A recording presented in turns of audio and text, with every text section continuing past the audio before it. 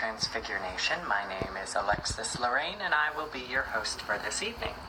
Tonight, I'm going to be joined by Jen, Gratefully Jen on Instagram, Jen Giggles, as she is known, one of my very best friends. And so this should be a very interesting conversation. Hi, Kristen. Hi, Wendy. Hi, Jerica. It's very nice to have you here.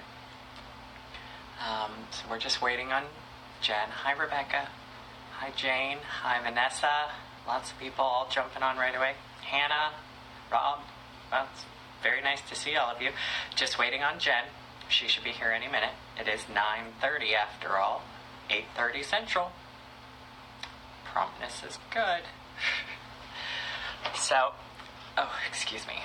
I'm going to try things a little differently. Trying to use my earpieces. I'm not sure if they're actually working, but we shall see. And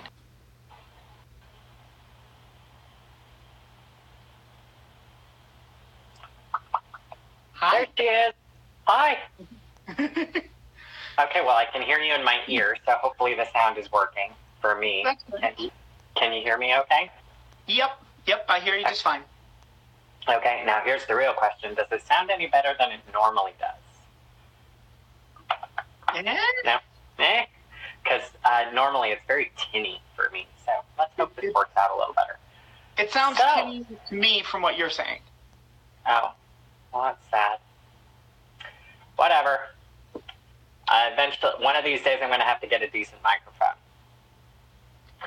So, for the, maybe one person who doesn't know who you are, Jen, why don't you introduce yourself to our lovely audience here? Yeah, sure. I am Jen Giggles, and I go by she, her, hers, and I have been on Instagram for, I don't know, a little over a year, probably close to a year and a half-ish from when I first created it. But I was following like 3 people at first, so once I actually started hormones, I moved my account off of private and went and just wrote it, and that was about 13 months ago that I did that. Okay, and we can actually, I think I would like to have a little talk about that too at some point in this conversation. About having an Instagram presence and a public presence as opposed to a private presence. But we'll get to that. So, Jen. Yeah. What do people not know about you? So let's start from the beginning because that's where I have everybody else start. So, 1 second. Okay. So, how about we start with your gender identity? Firstly, how did you know that you were not falling into the strictly assigned at birth category that you were given? So, I have a memory of being in my crib. I was probably close to about 2 years old at the time. Okay. Is my estimate. I don't remember exactly. I pulled a pillowcase up to my armpits. And I told my mom I was Smurfette. Nice. Right? Only female character we knew on TV. Hold on 1 second. I'm being told by Vanessa that my audio is actually worse, so we're gonna go to normal audio here for a second. Hold on. Okay, let's try it this way then. That's more comfortable anyway. Having these things shoved in my ears sucks. Yeah, podcasting with the headset and mic on it doesn't work as well, but it's what I've got at home. Okay. So you were saying you were Smurfette. Yep. Explain. All I know is that's what happened. I remember this occurring. I'm guessing it's because I figured, at like 2, that here's a girl on TV, one of the few, and that I'm trying to explain that that's me. Is my assumption, is what I'm trying to do. I then subsequently, at about age 15, told my mom I wanted to be a girl. Okay. That And how did didn't that go? go smoothly. That did not go smoothly. I basically came away from the conversation feeling like I would not be welcome or loved if I pursued this. And so I kind of buried it. And then there's some other things that happened in the intervening years. And then I realized I was not cis and I couldn't keep living as a cis man because that was not me. And I tried out like the bi-gender label for a while. That lasted about 5-6 months. I had my really bad day in March. It was the last time I went swimming. And then I started transition. March of this year, or this last year, or the year before? March of 2018. 2018, okay. Yep, 2018. Had my bad. So I basically started questioning in August-ish, September-ish of 2017 is when I started trying to figure it out. And then figured out that bi-gender was not the label for me. I'd have to go further on and more permanently to the feminine side. And so I went from, and so I found a therapist, worked through some of the issues there, started with an endo, and finally got HRT in August of 2018. Okay.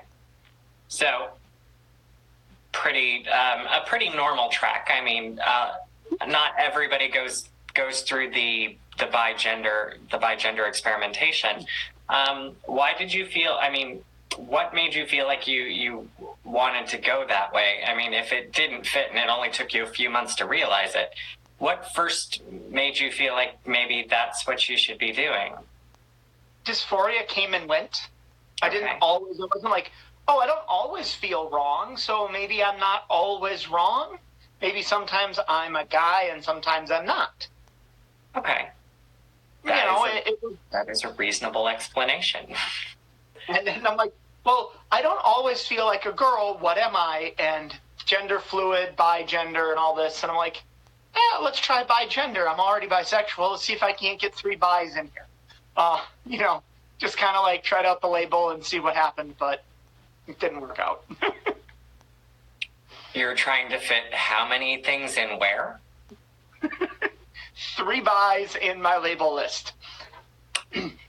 Didn't work out. It's what life is. It's like six. It's like being a 6-sided die at that point, Okay, so you have this multifaceted approach to your gender identity. What was it that absolutely solidified it for you, though? That made you say, this is bi-gender is not working. What was if there was one thing, what was it that like really demonstrated to you that, you were in fact just a trans woman? It was, we're going to put a trigger warning here. Okay, trigger warning, folks. Trigger warning. It was that day in March when we're driving home from Florida, trip with my parents. I went down and I went swimming.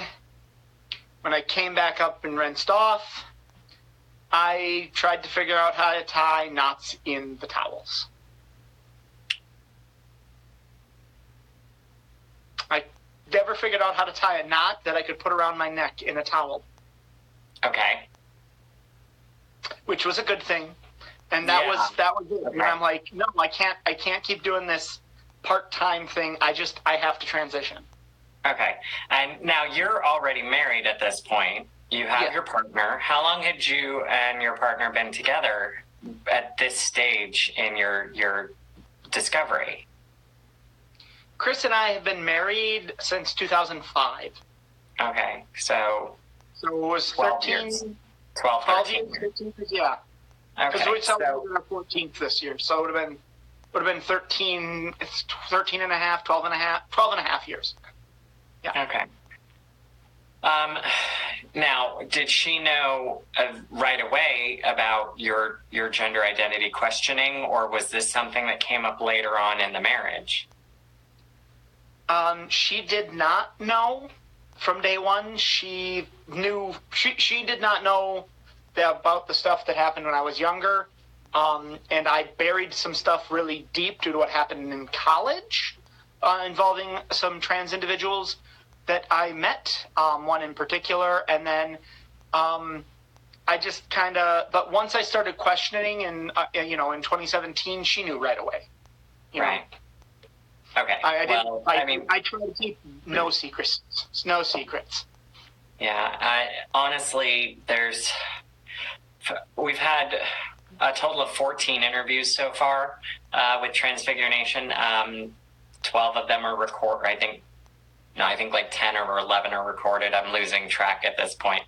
But I think we've found a kind of a common basis that when we try to keep things from our partners, it almost always has a very negative impact on the relationship. So, I can't fault you for choosing to be completely upfront with her. She's a smart lady though, so it's not like you would have been able to hide anything anyway. You're a really bad secret keeper. It's one of the reasons I like you so much. You are not. You are totally. Anyway. You really want to get into that? No. So yeah, I mean, once I figured out I was, once I came out as bisexual and accepted myself there, her and I have done a lot of communicating, and she's actually the one. She figured out she was demisexual. Mm-hmm. After that, so she's the one that proposed polyamory, and that took me like 2 years to wrap my head around the concept. Anyway. Okay, we're going to come back to sexuality, and we're going to come back to that, but I don't want to get there just yet. I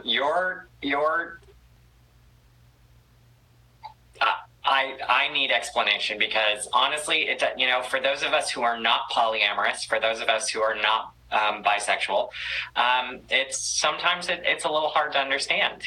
We have our sexual orientations, and it's very hard to put yourself in someone else's shoes, because you can't force yourself to be physically attracted to someone. Right. I'm like, I'm sorry, guys, you don't do it for me. Okay, so now I want to back up a bit. And you said that your mother made you feel, really bad about the Smurfette thing. How did, and then again, when you were 15, how has your relationship gone since then? And, and I know this is a hard subject, so, but it needs to be told, or it needs to be asked. Whether you choose to tell is entirely up to you. And I'm okay with telling it. Honestly, my mom isn't so bad with the gender stuff as much anymore. She made that lovely wall hanging for me, which, if you saw my post a few days ago, she's trying, but she's no longer part of my life, hasn't been for a few months. I cut her out due to her behaviors. She's not I can love my mom. You can love someone and not want to be around them or ever see them again because they're unhealthy for you to be with. And that's where I'm at the moment with my mom. I may reach out again. Maybe I'll send a letter or a Christmas card or something. I don't know. We'll see. But right now, I'm not planning on seeing her anytime soon. And, sometimes that's necessary. I mean, cutting out those people who are toxic for you, who are going to create not just difficulties, but serious mental harm by initiating dysphoria and other things like that. You as sad as it is, as hard as it is, sometimes those people do have to be excluded from your life until they're ready to accept you as who you are. I mean, and this. I mean, you've told me this, so yeah. It's a rough conversation to have to start and talk when you cut someone out of your life. It's just difficult. And obviously there was a lot more to it than just me being trans. There's a lot of history and emotionally manipulative, which can quite frankly only be described as emotionally abusive behaviors that have occurred over the years. And so it was a necessary step to help me heal. If I don't heal, it makes it hard to be around the person who caused me to feel that way in the first place. And it feels weird because they're my emotions, my responses to what somebody else did. It's my responsible. My emotions are mine, but we all respond and react. It's the way humans are. It's our nature. You can't just not react to something, which is pretty much how I survived my mother. Chose not to react for a long time. Starting estrogen kind of fixed a lot of that not reacting. I started to feel and look into stuff once I got on that. And you and I are going to have a conversation about your definition of reacting, because you have a common phrase about processing that, we're going to get to. So you've had this rocky relationship with your parents. When you came out to Chris, she was understanding, and you've moved, you identified different sexuality and sexual orientation. Now, how has that process been? I mean, it's never easy. Any transition, any change is hard. But how have things been with Chris going through this process? They've actually been pretty good. Her and I, we've, sometimes we don't catch it, or, like she says, it's hard to know, because one day you can be fine and the next day you can need something completely different, and it's very frustrating for her. And so we're trying to do we're trying to do a weekly check-in with each other. We sit down and just talk about how we're feeling, and it doesn't even have to be related to transition. If we're just talking once a week, sitting down, kids are in bed, the two of us have a conversation about how we're feeling, how we're doing. It's helped. I mean, you do it a couple of times, and all of a sudden you're like, yeah, we need to keep doing this. This is a good thing for us to do. Honestly, I mean, it sounds like an ideal situation for any relationship, whether it involves cis, trans, LGBTQ involved people at all.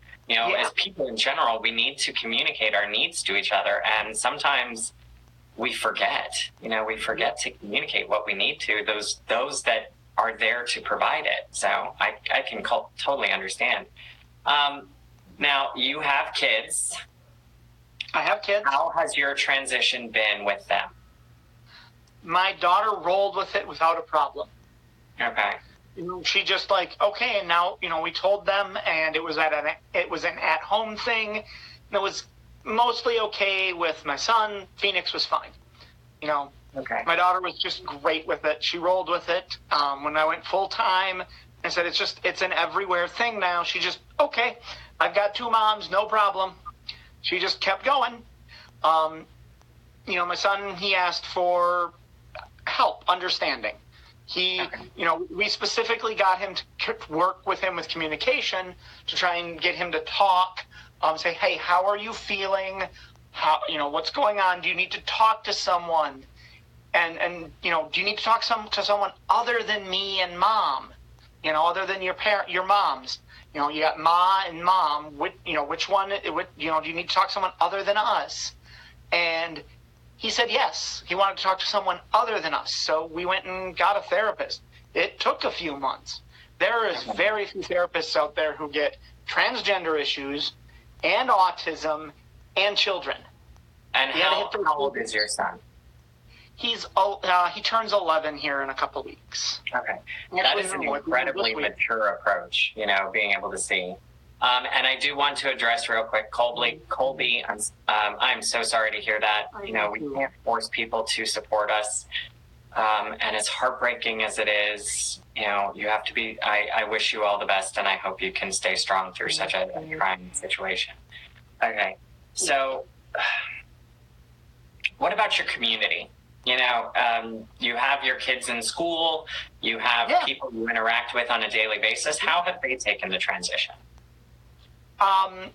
Work was pretty much handled by work. At the time I worked for a major bank. I'm not working anymore. whole nother reason, not related to transition whatsoever. It was great. They came in, they did training for my team specifically. They sent out an email to the entirety of my division because with my particular position, everyone in the division knew me, basically.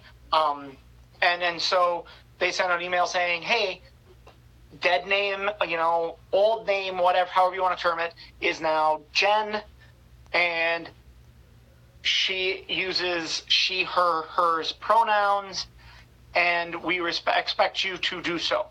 And yeah, there were mistakes. I mean, there's 3 people who knew me before, who have not fucked up once.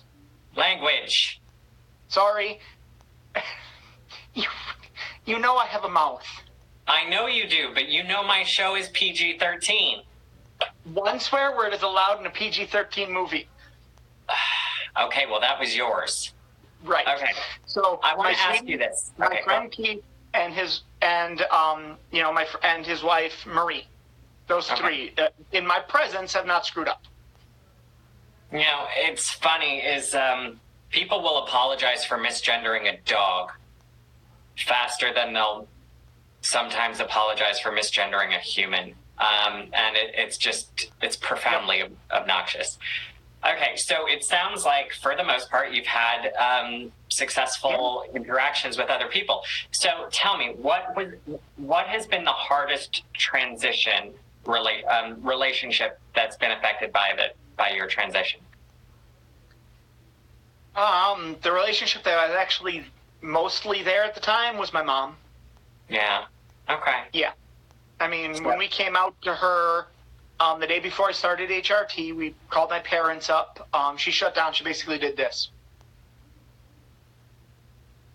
We video chatted to do it, so we'd have a face-to-face. And then that weekend, was Labor Day weekend. My kids had been over there for one last, visit with their grandparents before school started. And she outed me to my brother that when we picked them up and made the whole issue about her. So it was kind of, I'm a bad mom. You don't love me. You aren't treating me right, and you don't respect me. Yeah. Hey, folks, it's a variety show now. We have character voices. Okay, so, but, for the most part, I mean, okay, so you've removed her from your life, at least actively, on a daily basis, and you're looking, okay. So, let's talk in generalizations. What have you found to be the biggest dysphoric issue that you faced? I mean, of all the daily things where we get up and we look in the mirror and it's like, or you get misgendered, what have you found to be the one that causes you the most internal damage? The hardest thing that I had to deal with on a daily basis has been removed. Okay. For those of you who follow my page, you know what I recently went through a couple weeks ago, and I had those removed. That was my biggest source. My next biggest source is this right here, my forehead, and hopefully that'll come out here in January, and that'll be solved. As far as emotional frustration, not just, physical dysphoria, it's having my wedding picture where I can see it every day. Now, and I love the wedding picture. It's so beautiful, and I don't want to get rid of it. I personally love the long white coat. It was the best. Very 90s. It's very 90s, even though it was in 2005. Right. Now, have you talked to Chris about maybe renewing vows and are you waiting until you're a little further along? We've talked about it, possibly, for our 15th. Okay. Doing a vow renewal, which would be, it won't be the exact day, but like Labor Day weekend, next year would be, vow renewals. That would be cool. I would love to do that. It's at the moment a cost issue for her. We're looking at, I don't have a job. Right, absolutely. I mean, you're in a situation where having that kind of expense just seems so not unnecessary. I personally don't think it's unnecessary, but, it seems excessive. Yes, I drink soda. Pop. Get over it. I don't, soda. Okay, so now what about gender euphoria? We've talked about, gender dysphoria. We've talked about all the problems. But what was your first real event of gender euphoria, if you remember? I mean, I remember mine, but that doesn't mean everybody remembers theirs. So, I mean, the first time I wore a skirt was huge. That would have been like October-ish of 2017. Oh goodness, that was a while ago. Right, and that's like, oh yeah, this is right. This is fixing something. This was while I was thinking I was bi-gender. I'm a little jealous, Jen. I mean, to be fair, we came. We identified about the same time, and you are so much further down the road. It's like, it's okay. I don't hate you. You've been on HRT far longer. Have I? Yeah. I've been on HRT for 13 months. Not even. 15? 13. 13. Okay, so I have you beat by 3 months? That's hardly far longer. So, okay. Anyway. Yeah, but now you're not alert. You're not an allergen anymore. So, you get it? I do. Good. I hope everybody else got it, because I don't want to say it, because that'll ruin my PG-13 rating. Okay, so let's talk some more personal stuff. Where do you see? I'm sorry, that was a dumb statement, because we've been talking about nothing but personal stuff at this point. 14 months for Jules, of course she has to say that, Yeah, and she looks fabulous too. Ahead of me. It's so irritating. A non-allergen. What did she have removed? Vanessa, keep up, would you? Okay. So let's talk about some more aspirational kinds of things. You have this innate desire and drive to improve things, the world. So why don't we talk about, where do you think that comes from, that you want to save everybody? Yes, but he's 17 going on 18, Vanessa, and he's soon to be a Nazi. So I wouldn't date him.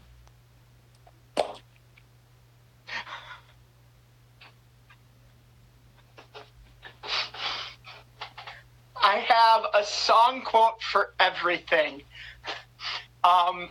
I want to do the speaking tours. I would love to do public talks, public speaking, in relation to... That's not my question. That's not my question. Oh, not your question. That's not my question. We'll get to that. Stop pushing. No, why do you feel like you want to save everybody? Why? Where do you think it comes from? Because when I was 15, I didn't have anybody to look up to. When I was in college and I started to question my gender again, I had a professor stand up and come into our class to talk. It was human sexuality was the name of the class. Right. And this professor said, and here's another reason to bury myself. Oh, guess what? I want to be with a guy. I'm not one of those other people that falsely transitions that still likes women.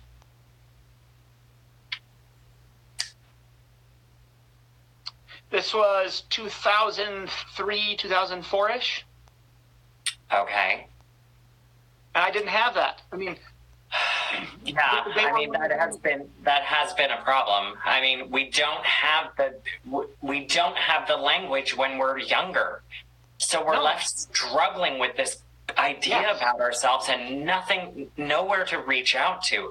Now, to be fair, that is different now. There is change, but still at the same time, it's so policed. It's so it's so deep into gatekeeping that people can't discover this information, so that they feel so completely exiled from acceptance. And it is truly heartbreaking. And I mean, that is exactly the same reason that I'm doing this. So, I'm not judging you. I'm not trying to say, okay, Ben's got a savior complex. That's not what I'm saying at all. Where I'm at, a decade ago,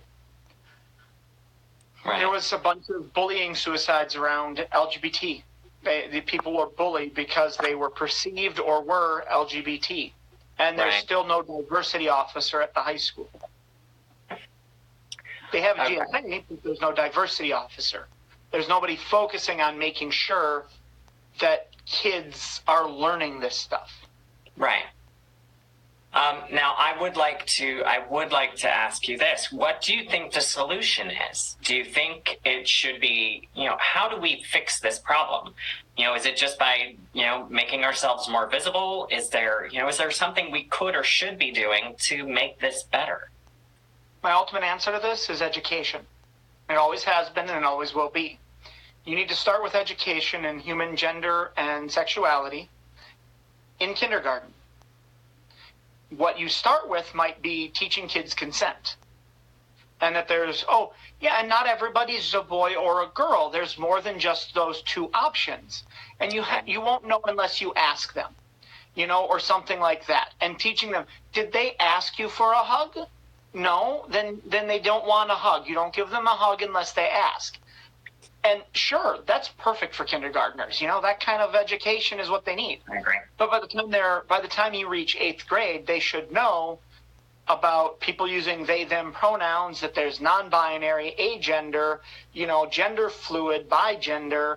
This kind of stuff should be out there. They should know that the bi plus community is, poly, it includes people that are ply, pan, bi, omni, half a dozen other notations. They should understand the split attraction model that somebody like me uses, because I'm a homoromantic bisexual.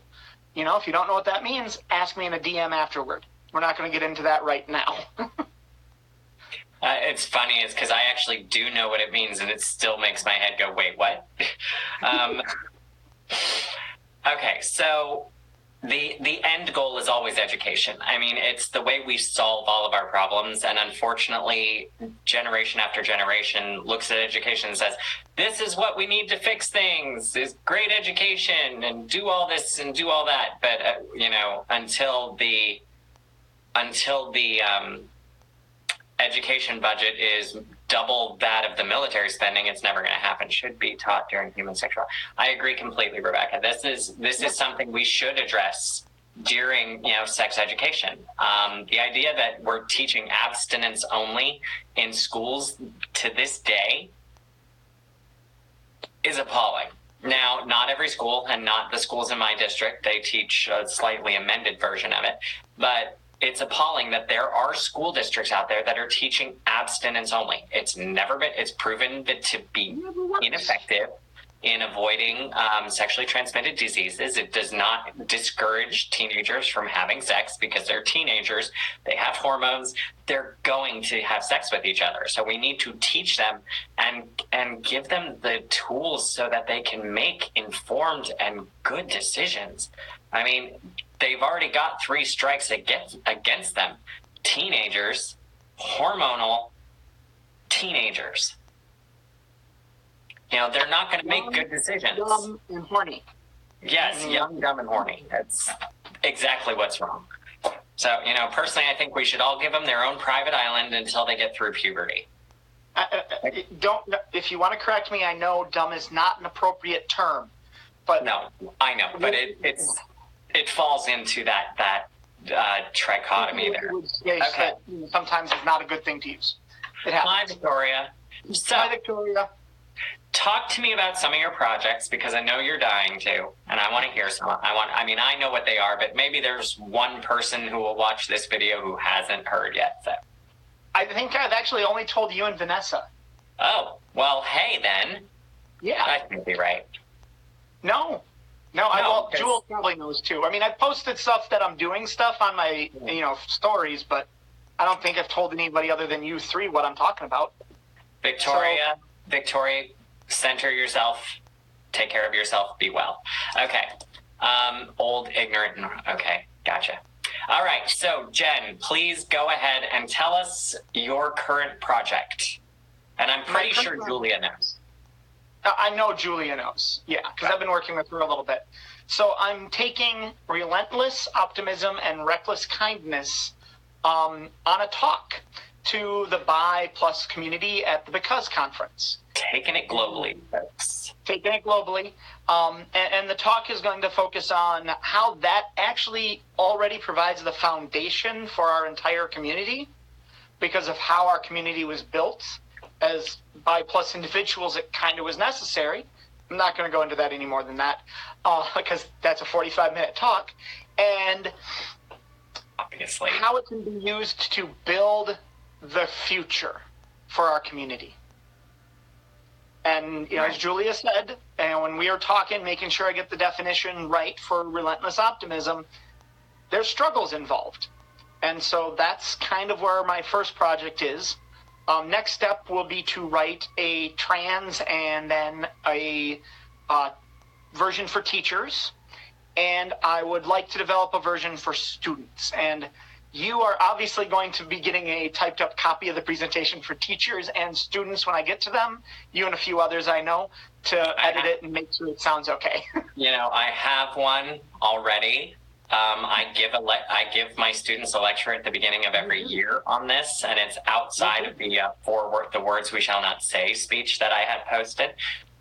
So maybe you should ask me. I might be doing that. Yeah. I was going to when I got to the teacher section to start talking with you more. I have 3 laws in my classroom. 3 laws, folks. Respect yourself, respect others, and respect the things around you. So I do a whole thing about, what we say to ourselves as opposed to what we would allow someone to say to our best friend. So we'll talk about it. But okay, so that's your big project. That's your big thing that's going on.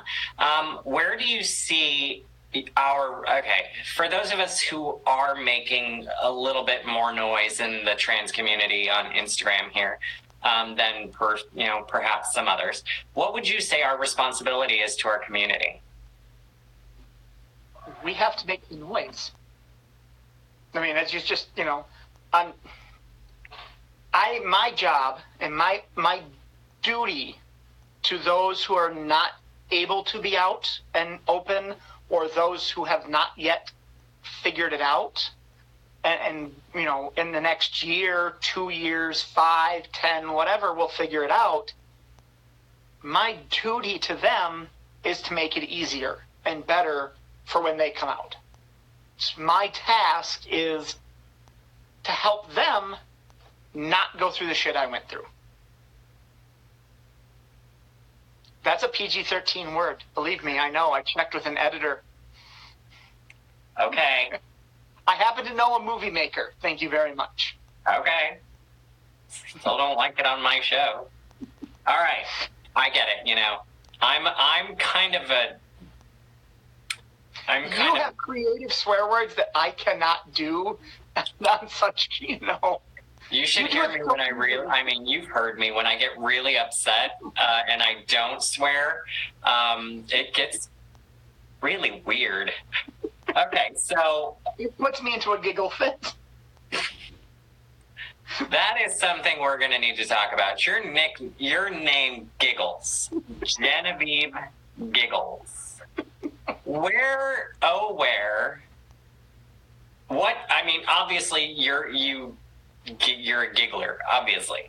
But holy buckets, there it is. That's my go-to. And if you ask my good friend, apparently my new nickname is going to be Charlie Brown because apparently I've been saying good grief a lot. So you know what? I have been posting that quite frequently, and I know I got it from you. Yeah, that doesn't surprise me. I'm an influencer, you know. You kind of are. Okay. Yeah, you're a disturbing. business influencer. You've got your own show. I made my own show, and there's like a whole 30 people that watch it. So don't get too excited. Okay, so I mean, I'm surprised that anybody wants to be on this show, much less watch this show. So okay, so our responsibility to our trans babies. Thief? Mm-hmm. What? Who's a thief, Julia? Okay, so our responsibility to our trans babies is to make the way easier, if at all possible. So, we say through education, but I mean, the mountain of change that would have to happen to be able to instigate that level of change in our education system would be mind-numbing. Mind-numbing. So, what do you think the first step should be? What do I think the first step should be? Yeah, why not? Fire Betsy DeVos. Well, yeah. I mean, so on a practical level, my goal isn't to change everything. It's to make life easier for one person. Just one. If I make life easier for one person to transition, then I did my job. That is exactly what I wanted to hear. But I'm hoping I can do that. Make it easier for a few more than one. One at a time. That's all it takes. Change the world one person at a time. And it's more effective change that way too. All right, now I want to swing around. We're gonna get away from these lofty, idealistic topics, and I want to get back to you. Your sexual orientation and your gender identity. Now, they are two separate things, of course, because gender identity and sexual orientation are separate things, folks. Yes. I don't know why this is so hard to understand, but so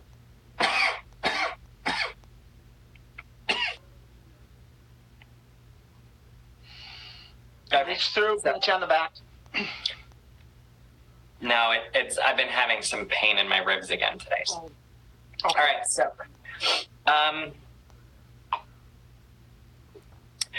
have you found your sexual identity changing at all as you transitioned? No. No. Not even a little bit. Not even a little bit? Not even a little bit. Okay, now what about polyamory? Now, you said that was something that took some time to get used to.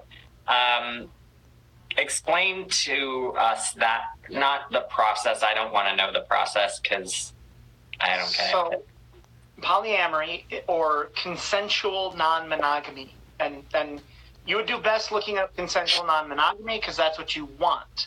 You want everyone aware of what's going on, but no, and you say you have if you like me have a primary partner, mine's upstairs sleeping.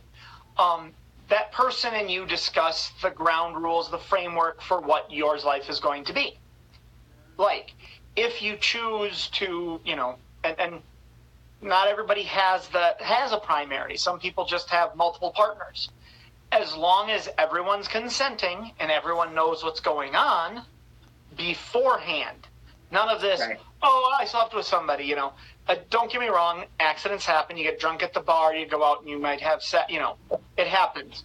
But if your goal is to make sure everybody's informed and everybody knows what's going on, you work at that. You have to communicate. And that's something that Chris and I really that's where our communication skills started to grow a lot. It's because if you don't talk to each other, let people know what's going on, your partners, you have no idea. I mean, gosh, a friend of mine, she has a husband and two boyfriends for a while. She has no kids, but she had a husband and two boyfriends. And I'm like, well, if she has two boyfriends, she has two kids. Right. So, it's it's really good. I can actually put you in touch with somebody if you want to figure out how non-monogamy might help with you. She does charge, but she is a professional in the area. So I'm putting that out there for anybody, not just you. Okay. Because I know you are monogamous, not polyamorous. I am super one person at a time. Thank you very much. And that's a discussion you need to have with your partner early on in your relationship, because if they are polyamorous and you are not, and you don't want them to date other people, they have to know that. Right. These are the conversations you got to have. You know what? You know another conversation you should have with somebody is you're asexual. That's something they should know. If you don't realize it right away, that's okay. But once you realize it, you need to have that discussion. Right. No, Wendy, it isn't exhausting. No, it's not exhausting. It's not exhausting. She makes it work. They make it work. You know, it's funny because for those of us who are prone to a committed monogamous relationship, as opposed to a committed polyamorous relationship, it's hard to wrap our heads around it. I mean, I know personally, I'm like, I couldn't possibly handle that. It's even if it wasn't jealousy that, you know, would eat me alive, I couldn't find myself, you know, giving that kind of love and affection to somebody else, because it's my whole attention is focused on one person at a time, you know, and it's the person who has my heart, you know, and so. And jealousy, Lindsay, in this instance, jealousy is yours. It is not theirs. It is not their fault in any way. Your emotions are your own. You know, and you have to understand, accept, and work through those yourself. You can't put those onto your partner if you've made an agreement to be open for polyamory. If you haven't, you still want to work through that yourself to understand where you're coming from and why that's your response to what's happened. Okay. I'm probably wording it poorly, but I'm not a professional in the situation. There's plenty of literature out there. You can absolutely find some. I just wanted to know, for me, you know, my sexuality didn't exactly change. I'm still attracted to women. There's the scale. So we have, you know, lesbian over here, or attracted to women over here, attracted to men over here. And I was over here, folks. I was like off the screen, and I do this description every time. I was off the scale. Now I just kind of went. Now I'm like, right. So, you know, masculine guys over here. Just throw that over there. I'm like that far away from lesbian. I can see the appeal of some guys. You know, they're attractive. I could possibly. And there's like 14 kinds of attraction, or more. So you might be like, you know, he's really cute. It doesn't mean I want to have sex with him in any way, shape, or form, and that's okay too. You have a tussle. We're gonna have a tussle in the bed. Mine always stops at the idea of kissing. Yeah. I can't. Bleh. They're gross.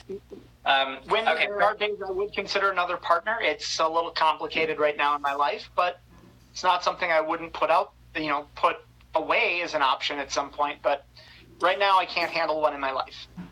Now let's talk about your desires for transition. You know, as we transition, we realize that maybe we want, you know, when we go into transition, we sometimes go in like, this is what I want. This is what's going to happen. I'm going to do this.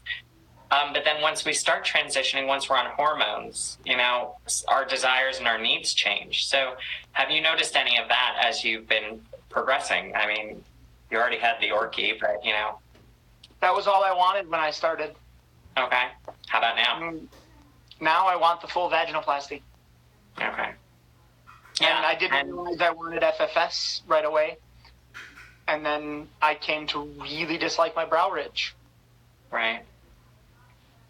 And that's the funny thing is the further I get along in this journey, you know, originally I was like, I just want HRT. You know, if I could just feminize a little bit, you know, give myself the softer curves and everything like that, that's all that I was going to need. But But then I realized, as I started transitioning and started moving down this road, I realized there was never a possibility that that was going to be enough.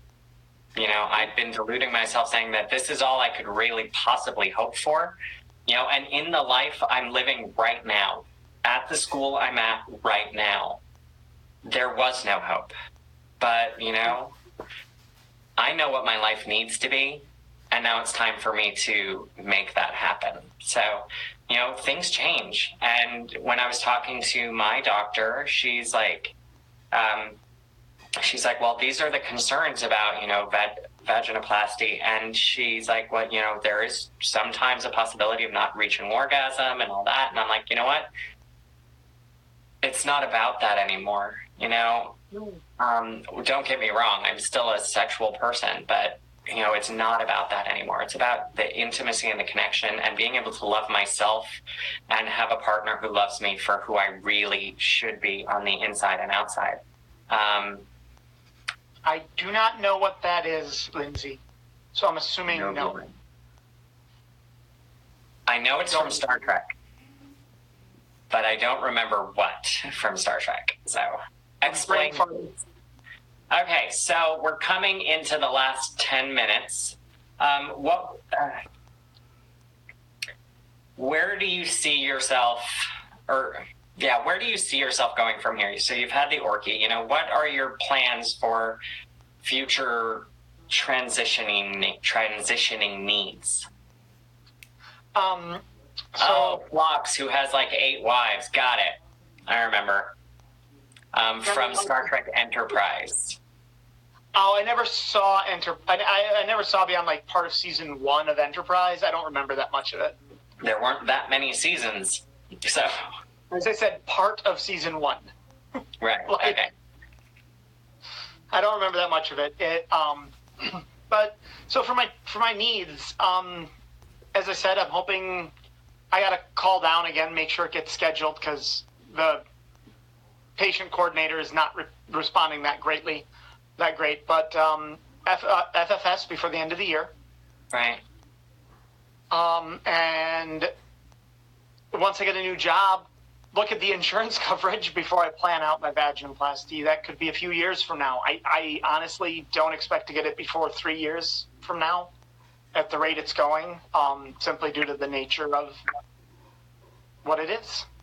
Honestly, if I had a partner who loved me the way I was right now, I would probably, be okay with it taking a while. But as I am now, no, I can't see being able to wait forever. I've already waited so long to get any progress at all. So it's, and just in time, Felicity's joined. So we're finishing up that conversation just in the nick of time. Yeah, that's all good. Right. So yeah, no, I don't plan on waiting that long, but it's there's a waiting list. What can I do? Right, absolutely. So Jen, what would be your advice to baby trans? I'm coining this term. I know it's not my term, but I'm going to make sure it happens. And our newly hatched eggs, our newly broken eggs, what would you say to these folks? You know yourself. Don't lose yourself. It's so important to know who you are. Don't bury it. Don't hide it. Love yourself. Even if that's all you can do is accept who you are to yourself. Keep doing that. Eventually others will start doing it too. All right. Now, the hard question. What would you say to the more seasoned transgender folks who have had a visible presence in the community, but maybe, are stepping back? What would you hope to be, to receive from them as guidance, or, what would you hope that they would continue to do, or, what do you think? I keep doing the stuff that you started, Let's get more trans podcasts, don't let it fall off. Don't let your YouTube shows fall off. Don't stop posting. Maybe what you're posting changes. Like Paige, she doesn't post as much trans stuff, but don't stop. Keep that going so that people can find you. Jenna's going to not post as frequently, but she's still going to post, and that'll be great. You don't need to do the day-to-day, but just keep going. The more you're going, the more people are going to find you and learn your story and say, hey, you know what? I want to be more like that. Or, right. I didn't know that was an option. Let's go that way. Now, I will say the folks who've been working really hard for so long don't owe anyone anything. No. They have been fighting. They've been present and inspirational for so many of us. And I do personally think, it's time for some of us to step up and keep this movement going. You have some wonderfully inspirational people who have been out there, who have been leading our 5 years as a leader. Right. And they've been leading our group of people. They've been leading our community. And now it's time for our next generation of trans folks to start stepping up and making noise and being the voice of our future. Some of us are old, and I just got started in this, folks. So, but we don't have that kind of energy or the time. Pardon? You're the same age as my sweetie. I ain't that much younger. Yeah. Well, we have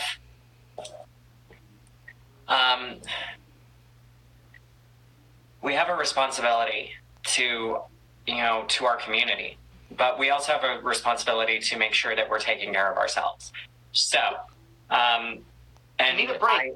While I perfectly agree that, make yourself as visible for as long as possible, as loud as possible, I also know that, this kind of pace, I can't even imagine doing this at the level of some of these other folks, for so long.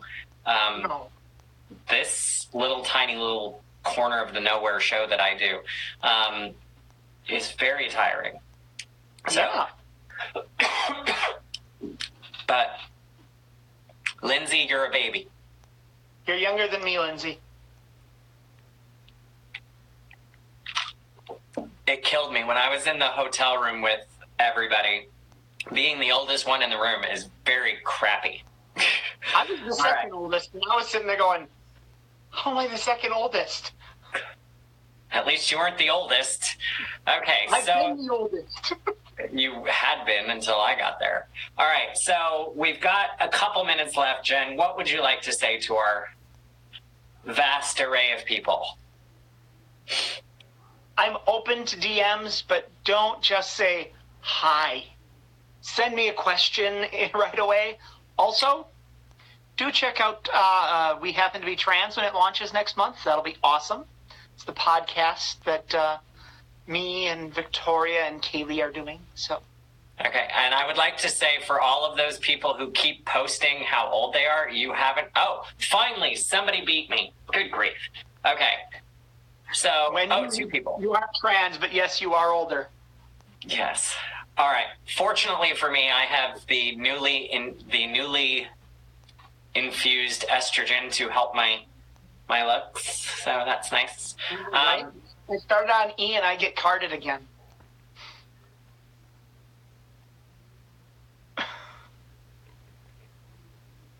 Felicity, I don't even understand. All right, so we're almost out of time. I think there's missing a 2 in there. Oh, hi, Megan. Welcome to the end of the show.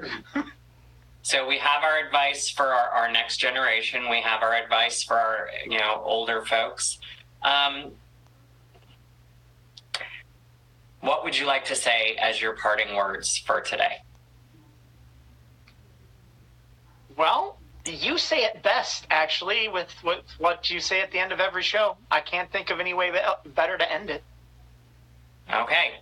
Well, then, thank you so much for joining us on Transfigure Nation. I am Alexis Lorraine. This is my very good friend, Jen Giggles. Every time. I love that. Thank you so much for watching, and I hope you tune in again on Tuesday when I am talking with Victoria. Looking forward to that one. I got Victoria Magnus on this show coming up on Tuesday. So, Thank you so much. Remember to love yourselves always. Remember to love others, but no matter what happens, always make sure you are true to yourself and you never sacrifice who you are for the happiness of others. Have a great night, everybody. We'll see you next time. I love you all.